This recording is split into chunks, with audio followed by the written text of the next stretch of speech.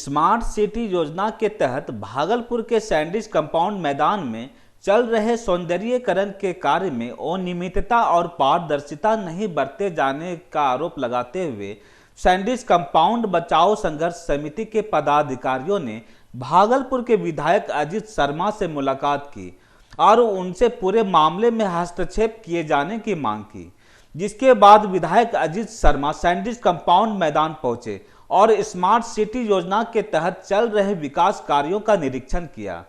इस दौरान विधायक ने सौंदर्यीकरण के नाम पर बिना प्लानिंग के किए जा रहे कार्यों पर नाराजगी व्यक्त करते हुए कहा कि जिस तरह से स्मार्ट सिटी के फंड का बंडर बांट हो रहा है वह जनता के साथ धोखा है और यदि पूरी पारदर्शिता के साथ स्मार्ट सिटी के कार्यों को आगे नहीं बढ़ाया जाएगा तो लोगों के सहयोग से सैंडिस कंपाउंड के कार्य को तब तक बाधित कर दिया जाएगा जब तक मुख्यमंत्री खुद इसमें हस्तक्षेप नहीं करते हैं।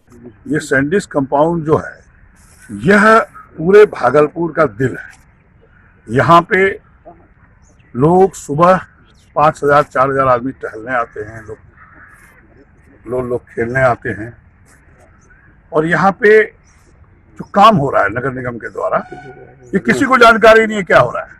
बीच में स्विमिंग पूल लोग से क्रिकेट मैदान के अंदर बना रहे थे, फिर सभी एसोसिएशन लोग मुझे भी बात किए, डीएम से भी बात की, मैंने भी डीएम से बात की, फिर वो बाहर बनेगा।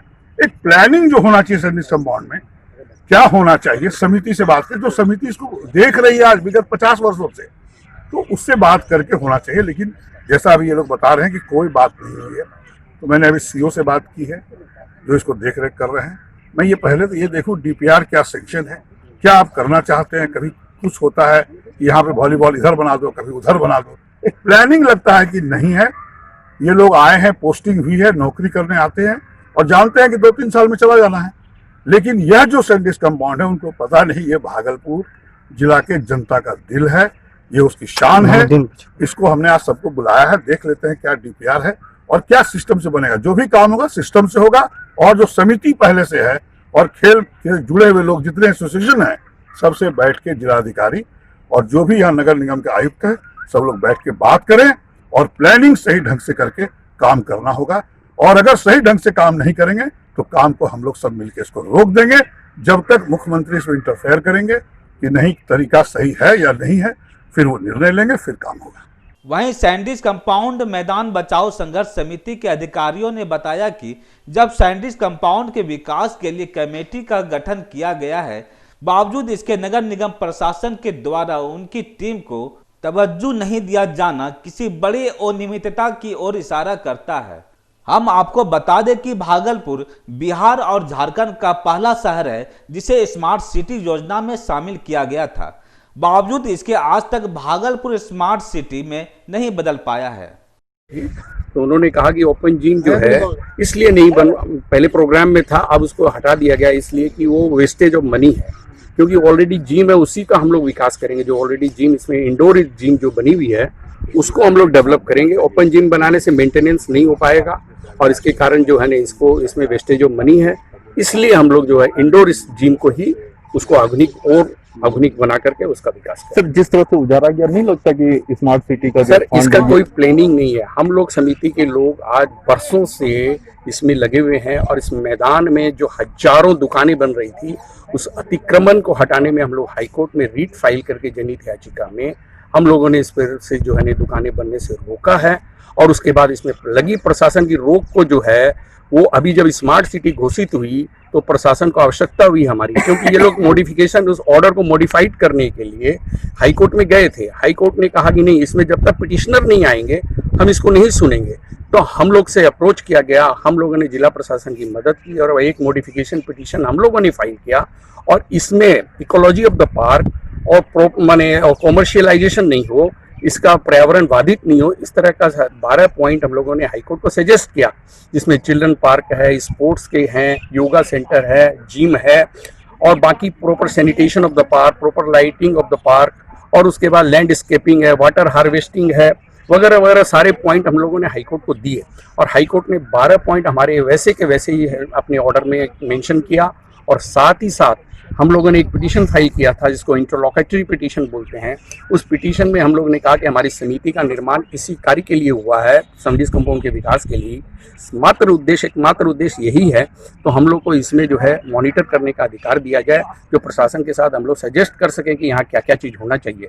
भागलपुर शहर का बिल्कुल दिल है और संपूर्ण शहर की तमाम निगाहें सैंडिस कंपाउंड पर लगी हुई है। आज स्मार्ट सिटी के नाम पर हम लोग बहुत आशान्वित थे कि भागलपुर को चतुर्दिक विकास होगा, लेकिन दुर्भाग्य है कि सबसे पहला चयनित स्मार्ट सिटी भागलपुर आज उपेक्षा का शिकार बना हुआ है, बिल्कुल उपेक्षित है, कहीं काम दिखलाई नहीं पड़ता है।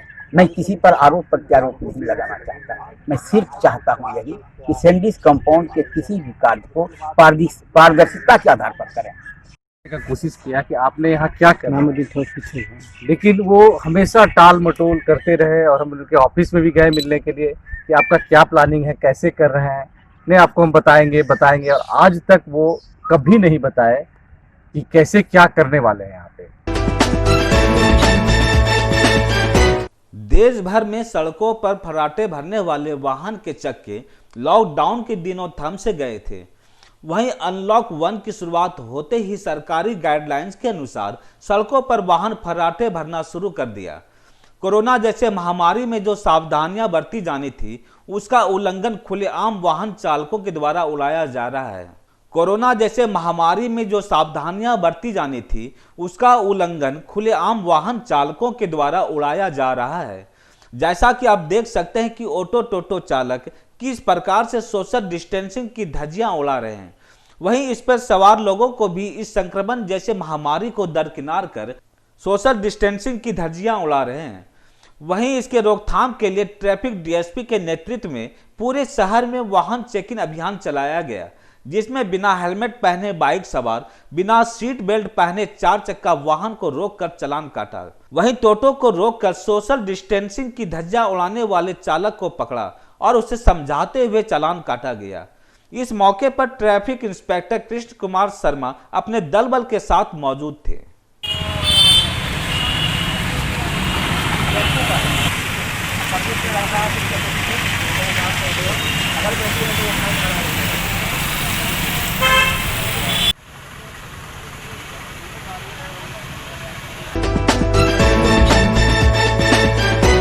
बांका जिले में अनलॉक 1 की शुरुआती चरण के पहले दिन से ही राज्य सरकार द्वारा निर्गत आदेशोपरांत बांका प्रधान डाकघर में इंडिया पोस्ट पेमेंट बैंक में खाता खुलवाने के उद्देश्य से सैकड़ों लोग सुबह से ही जुटने लगे हैं, जिसको नियंत्रित करने के लिए कोई पुलिस बल मौजूद नहीं है। हालांकि भीड़ को नियंत्रित होते देख जब मौके पर मीडिया कर्मी पहुंचे तो वहां पर तैनात 2 होम गार्ड के जवानों ने महिलाओं पर लाठियां बांधना शुरू कर दिया। इस दौरान अधिकांश लोगों के चेहरे पर ना तो मास्क थे और ना ही उड़ती सामाजिक दूरी की धज्जियां का ख्याल। जुनून था तो बस सरकारी खाता खुलवाकर प्रधानमंत्री आपदा राहत कोष से दिए जा रहे राशि का लाभ लेना। वहीं इस विषय पर पोस्ट मास्टर घनश्याम दास से पूछे जाने पर कहा कि बाहर हर एक तरह के निर्देशों को प्रदर्शित किया गया है, फिर भी अगर उसकी अवहेलना हो रही है तो कल से नई व्यवस्था के साथ बिना मास्क वाले को डाकघर के परिसर में प्रवेश वर्जित कर दिया जाएगा। वैसे तो सबों का थर्मल स्क्रीनिंग कराया जा रहा है, थर्मल स्क्रीनिंग करने के बाद ही उसको अंदर लाया जाता है और जहाँ तक एहतियात बरतने के लिए सबों को कहा गया है कि सारे लोग मास्क पहन करके आएँ।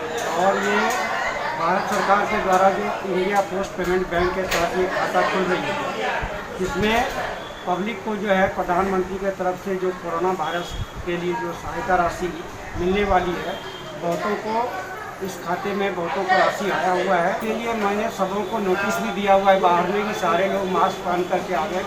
तो हम लोग थर्मल स्कैनिंग के तहत उसका एंट्री करते हैं और उसको बताया जा रहा है, लेकिन करें कि मास्क लेवल में किसी के पास है ही नहीं। बार बार हिदायत दिया जा रहा है कि आप लोग मास्क पहन करके आ गए। ऐसे कल से मैंने व्यवस्था कर दी है कि कल से जो भी कस्टमर आएंगे अगर वो मास्क पहने नहीं रहेंगे तो उसकी एंट्री नहीं होगी।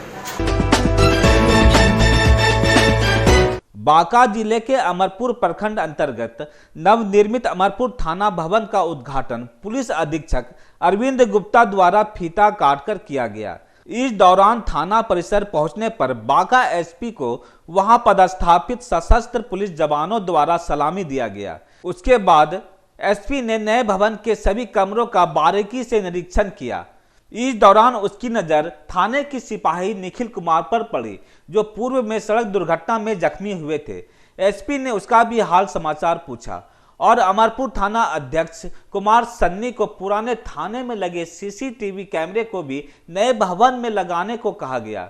इस दौरान सर्किल इंस्पेक्टर वकील प्रसाद यादव, थाना अध्यक्ष कुमार सन्नी, अवर निरीक्षक राजेश सिंह, सहायक अवर निरीक्षक जमशेद खां समेत अन्य पुलिसकर्मी मौजूद थे।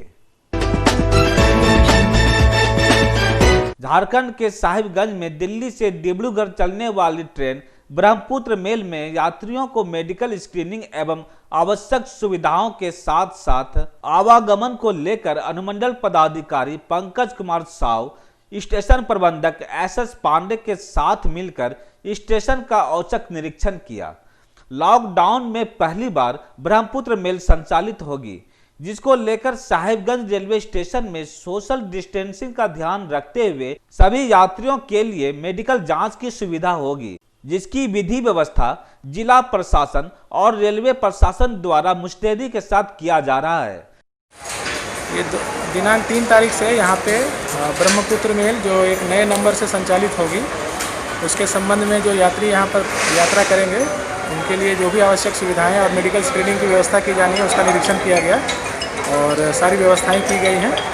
और 5 तारीख से पहली बार जो है दिल्ली से वापसी में ट्रेन आएगी, उसके लेकर के सारी तैयारी का निरीक्षण किया गया है। सोशल टीवी आप सभी नागरिकों से अपील करता है, सरकार के निर्देशों का पालन करें, बिना काम के बाहर ना निकलें, खतरे की गंभीरता को समझें, समस्या का समाधान आपके पास, अफवाहों से बचे, भय का माहौल ना बनाएं, गंदगी ना फैलाएं, साफ सफाई रखें। सबसे अहम बात, जिम्मेदार बने, गलत एवं भ्रामक खबरों को शेयर करने से बचें, घर के अंदर रहें, खुद बचें और दूसरों को भी बचाएं।